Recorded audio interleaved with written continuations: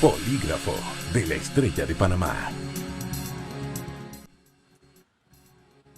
¿Qué es el programa de acogimiento familiar y por qué los niños en Panamá pasan tanto tiempo en los albergues? Hemos visto después de una investigación publicada por la Estrella de Panamá que habían un promedio de 4.5 a 7.5 años de niños institucionalizados. Y le voy a decir una cosa, mucho es por falta de personal y porque no se tenía un orden también en los archivos de la Secretaría Nacional de Niñez y Adolescencia y Familia, la CENIAF, como la conocemos. Hoy quiero tener el gran agrado de entrevistar a Matilde Luna. Matilde Luna es la directora de la Red Latinoamericana de Acogimiento Familiar. Es experta en el tema, tiene más de 25 años trabajando con la niñez. Es psicóloga, ha escrito muchísimos libros sobre todo este asunto y estuvo en Panamá recientemente haciendo una gira por los albergues. Al conocer acerca de la investigación, pudimos contactarla y entonces le propusimos que nos hiciera pues, una explicación más amplia acerca de su perspectiva y de lo que ha visto en Panamá. Yo quiero recibir con muchísimo agrado es licenciada o máster, no sé qué. Licenciada Matilde Luna, gracias por estar con nosotros, señora directora. Muchísimas gracias por estar en el polígrafo. Bueno, la primera cosa es entender, ustedes hicieron una gira recientemente por Panamá, ¿a invitación de qué o de qué institución y cuánto tiempo pasaron? ¿En cuántos albergues estuvieron? Bien, en principio agradecerte a vos, Adelita, por darme esta oportunidad. Es muy importante que los medios se ahonden en este tema, lo investiguen como bien has hecho vos, desde una perspectiva sensible, escuchando las historias de vida, la historia de Eve, la historia de Carlos Peñalosa, de Yariela, de MD, han conmovido seguramente a todo Panamá. Y además toda la labor de investigación periodística que has hecho como para tener una visión amplia y comprensiva del tema. Efectivamente, como vos bien decís, tu investigación, de alguna manera, la aparición de tu investigación coincide con una tarea que estoy llevando adelante con un equipo de expertos.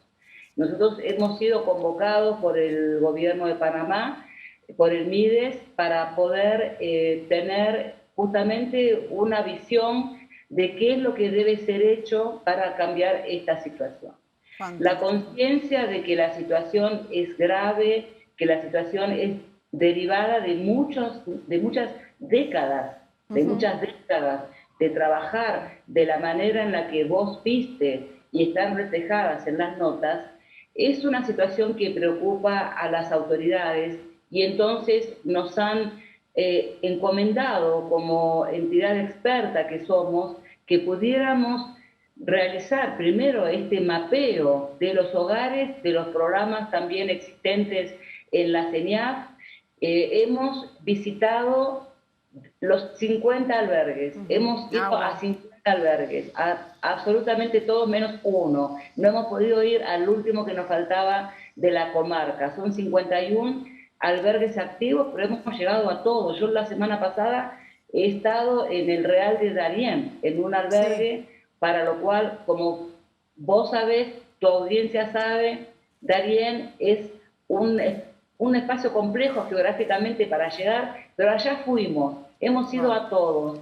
En todos los albergues hemos hablado con los responsables, con los niños, las niñas que están adentro, teniendo obviamente la perspectiva de que si se va a emprender un cambio, tiene que ser un cambio sensible, respetuoso y conocedor de la situación. ¿Y qué vieron en esos albergos? Hágame un resumen de esos hallazgos importantes que pudieron notar en esta gira. Mira, en principio, Adelita, como digo, complementando lo que vos has reflejado en tus notas, no, yo creo que no voy a decir quizá nada distinto ni nuevo, pero sí con una validez de haber estado en todos los albergues. También hemos hecho una encuesta con información relevada a todos los albergues. En principio preocupa muchísimo la situación de desarraigo de esos niños y niñas. Los niños y niñas que están en los albergues proceden de lugares geográficamente muy distantes. Entonces, se los separa de un contexto familiar y comunitario y se los lleva a un lugar generalmente muy distante, y estos niños y niñas pierden la comunicación con su familia, con su entorno, con su historia. De manera generalizada, lo que te puedo decir es que hay una situación de ingreso a los albergues injustificado. Hay muchos niños y niñas, de los 1000 aproximadamente que hay en esos albergues, que han entrado como una respuesta a una situación de vulneración de derechos, porque venían padeciendo algún tipo de situación de falta de cuidado, y esta ha sido la respuesta, incluirlos en los albergues. Nosotros como expertos sabemos que el albergue puede ser una respuesta apropiada para algunos casos, pero no de manera masiva y generalizada como se está aplicando en Panamá. Para muchas familias, para muchos niños, se hubiera podido ofrecer alguna ayuda y esos niños podrían haberse quedado en su familia con una ayuda especializada, en vez de recurrir a esta medida tan drástica como es la de la separación de su entorno, de su familia. Ahora, entonces, tenemos un primer tema, haber ingresado de manera innecesaria. Lo que ha pasado a ese conjunto de 1000 niños, hoy sigue pasando. Entonces, un punto importante es es lo que decimos, cuidar la puerta de entrada. La puerta de entrada a los albergues hoy en día es una ancha avenida para muchas situaciones que no ameritan, insisto, la respuesta del albergue, sino otro tipo de respuesta. ¿Y por qué no ocurren esas respuestas en el país? ¿Por qué la mentalidad del funcionario es directamente institucionalizarlo? ¿Qué es lo que está faltando en esa cadena que no está pudiendo concretarse? Lo que está faltando es tener, digamos, por un lado, la noción, la conciencia, la lectura, decimos nosotros, que esto es resultado de un problema familiar. Si hay alguna situación quizá de maltrato, quizá de niños que están con desnutrición, tenemos albergues por desnutrición en Panamá, quizá la educación, la falta de acceso a la educación. Entonces tenemos que tener en esa puerta de entrada herramientas para cuando hay una situación de este tipo, evaluar la situación y ver si no procede otro tipo de medidas, como te digo, la ayuda a la familia. Entonces, los profesionales que están en esa puerta de entrada, que son de tipo del Poder Judicial, Juzgado de Niñez, de la CENAF, a veces la policía también interviene en esas circunstancias, porque hay alguna denuncia, la policía tiene que ir. Esos funcionarios tienen que tener otro tipo de herramienta para poder ayudar a las familias. Si el caso es drástico y amerita la separación, bueno, hay que proceder a la separación. Y ahí tenés un segundo elemento. Nosotros sabemos que hay un conjunto de niños que temporalmente requieren de cuidado alternativo y eso lamentablemente va a seguir pasando. Pero el cuidado alternativo tiene que estar bien preparado para recibir al niño. Exacto. Tiene que ser o una residencia o una familia de acogida que esté preparada de manera sensible, de manera apropiada, para poder cuidar a ese niño. Exacto. Déjame hacer una pausa, Matilde, espérame un segundo, porque eso que tú dices es lo más importante y también no se ha escalado al origen del problema, que es la familia, y es donde está prácticamente una caja de resonancia de toda la violencia que se vive, pero nadie interviene directamente en la familia. Entonces uno se preocupa y dice, ¿qué es lo que está haciendo la institución para poder lograr llegar directamente a la familia y sanar, por así decirlo, ese hogar para que en el momento en que la criatura esté lista para regresar, no vuelva a suceder lo mismo y no se haga de esto un círculo vicioso? Porque esas son las experiencias que se han tenido y la mayor parte de los niños que llegan a los albergues es porque vienen de una familia que tiene ese problema de violencia, maltrato o abuso sexual, y esto genera en los niños conductas rebeldes. Vamos a hacer una pausa y regresamos enseguida. Polígrafo de la Estrella de Panamá. Nuestra invitada hoy es Matilde Luna. Ella es la directora de la Red Latinoamericana de Acogimiento Familiar. Y esta es una organización que se encarga de que en vez de que los niños estén institucionalizados o en albergues, puedan salir de ese ambiente y retornarlos a otro tipo de alternativas familiares que no dañen tanto a el desarrollo, la personalidad, la formación, la depresión. Usted se imagina qué significa que lo saquen de su casa, lo manden a un lugar donde no conoce a nadie y además de eso no reciba la atención. Matilde, hay algo importante. ¿Cuántas familias en Panamá están en el banco de datos de familias acogentes, por ejemplo? En este momento el programa tiene pocas familias, tiene alrededor de 20 familias, es un número escaso de familias, es decir, realmente requiere de un desarrollo mucho más amplio. ¿Y por qué es así? ¿Qué es lo que está faltando en la CENIAF para poder ampliar ese banco de datos? Lo que está faltando seguramente es personal, es tener una decisión de hacer crecer el programa, de destinar recursos para hacer crecer ese programa, que hubiera capacitación apropiada del personal. El acogimiento está regulado en Panamá. El acogimiento familiar está contenido en la ley 42, que es la ley de adopción. Hace muchos años ya que existe la figura del acogimiento familiar. Y también Panamá tiene un protocolo de procedimientos que hemos realizado en su momento, lo he realizado con un equipo especializado. Entonces Panamá tiene el instrumento para el protocolo y para detener esas líneas y convocar a las familias. Déjame decirte, además, Adelita, que Panamá tiene una cultura social, comunitaria, que favorece el acogimiento. Porque el acogimiento familiar, ¿de dónde lo tomamos nosotros? Cuando cualquier familia tiene problemas porque, por ejemplo, la mamá está enferma o la mamá tiene que hacer algún viaje para cuidar a un otro familiar, cualquier circunstancia que pase en la familia y hay niños pequeños, la familia se organiza. Normalmente está la abuela, está una tía, está alguna madrina y los niños de las familias van temporalmente al cuidado de una familia, que es lo que llamamos la familia extensa o los vínculos comunitarios.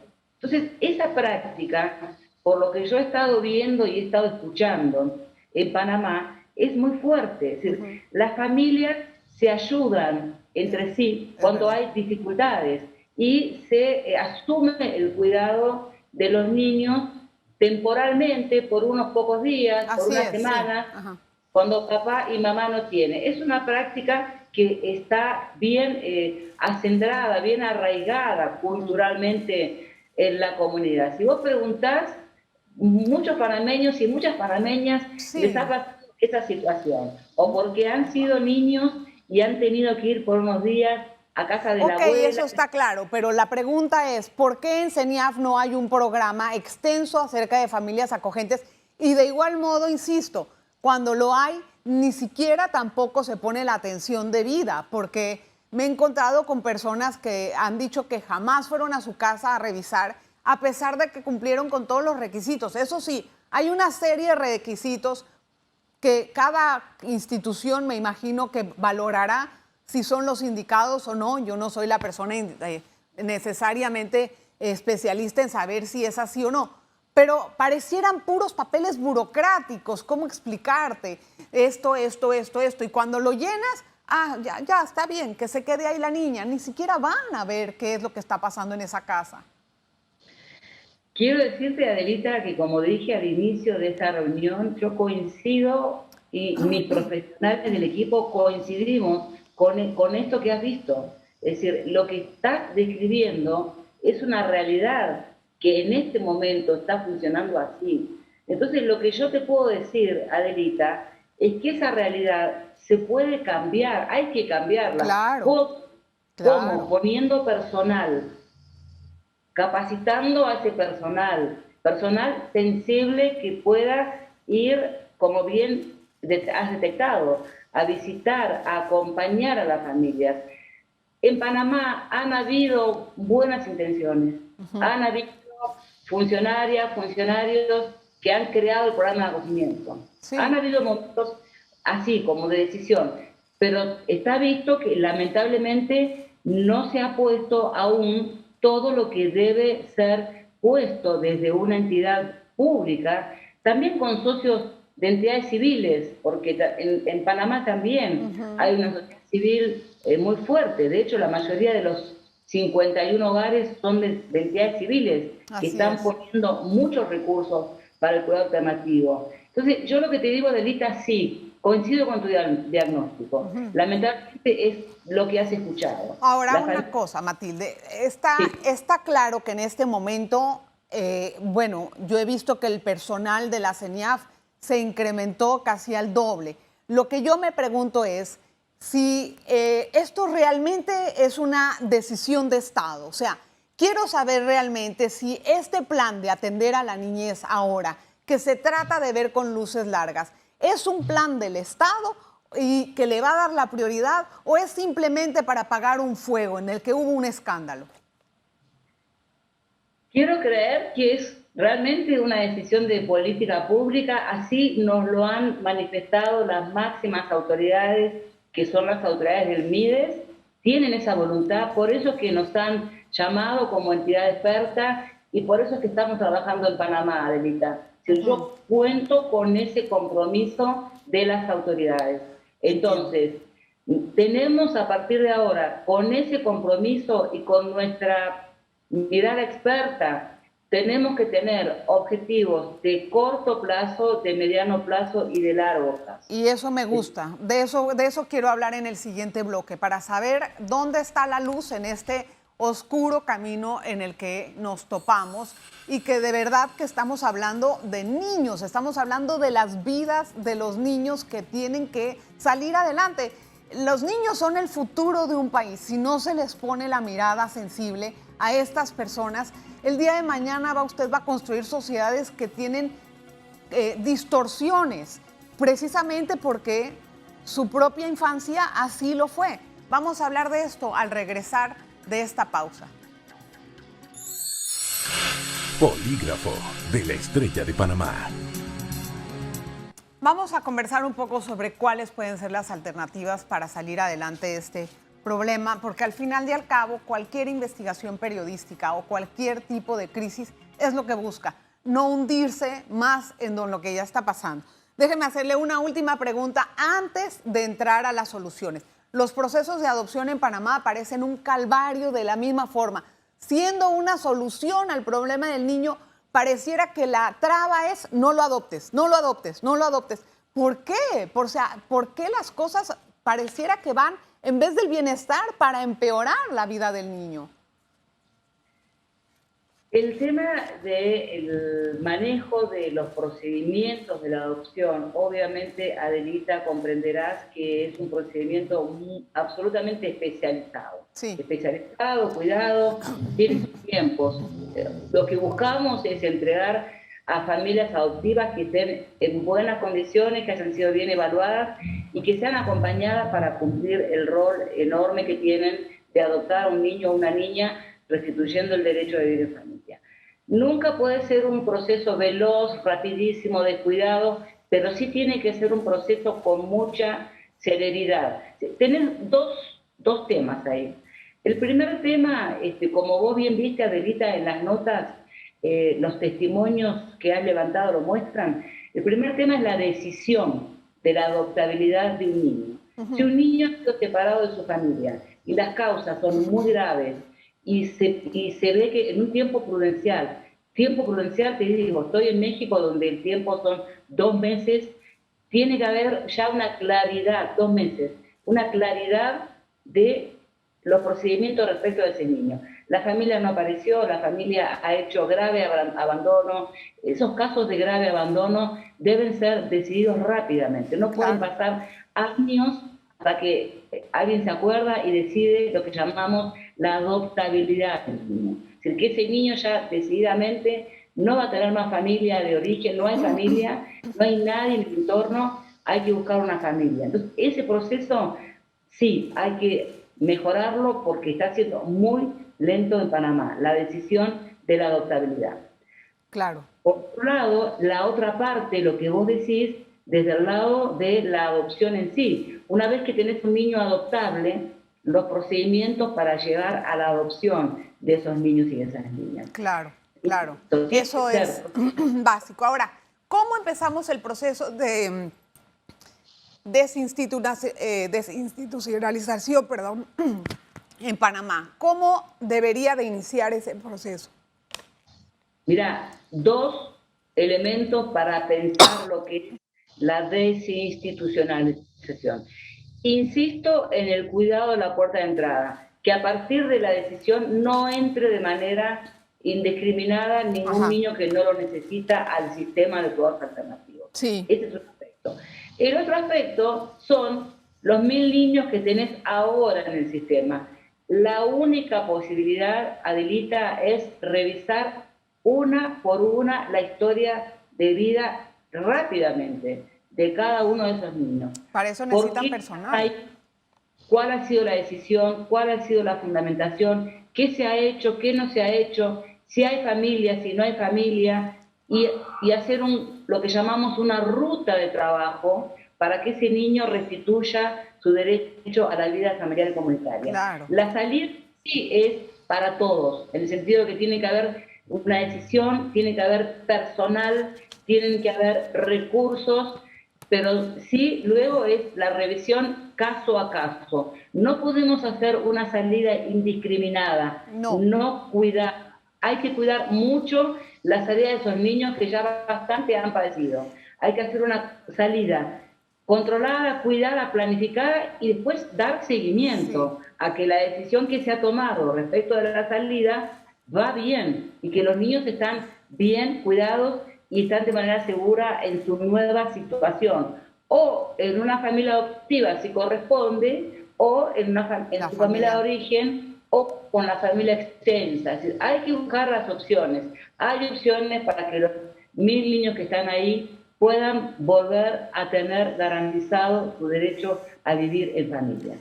Sí, pero eso requiere de una estructura y de una red gubernamental bastante eficiente en la que involucran muchas instituciones, y yo me pregunto si en este momento existe una coordinación interinstitucional con los fondos debidos y con el personal que se requiere para poder empezar esa desinstitucionalización, porque si no es caer en el mismo pantano. Por supuesto, sí. Bueno, te insisto, nuestra organización está llamada a dar orientación.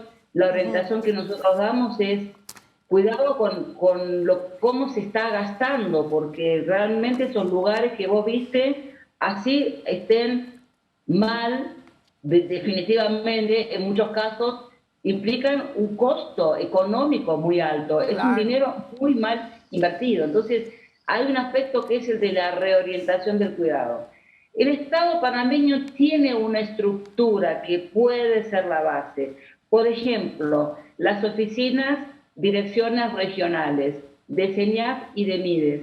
Como yo te dije, muchos de esos niños y niñas son de diferentes provincias de Panamá y de comarcas también. Y la CENIAF y MIDES tienen sus oficinas. Entonces hay que poner a trabajar no solamente a la sede central de MIDES y de CENIAF, digamos, Ciudad de Panamá, sino todas las que están, Colombo, Cle, Darién, Veraguas, todas las oficinas que ya están. Sí. Hay un personal. Hay que reforzarlas porque tienen muy poco personal y el personal y luego no tienen ni siquiera autos para ir a ver a los albergues. O sea, es que ¿en qué cabeza puede caber una cosa así? Otra pregunta para cerrar. Dígale al público, ¿cuáles son las consecuencias para un niño de vivir en el albergue por años? ¿En qué se convierte esa persona?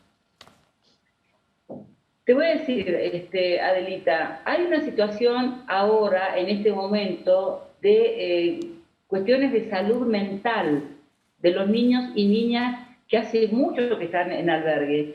Están entrando en crisis, obviamente, y lamentablemente están cayendo en una situación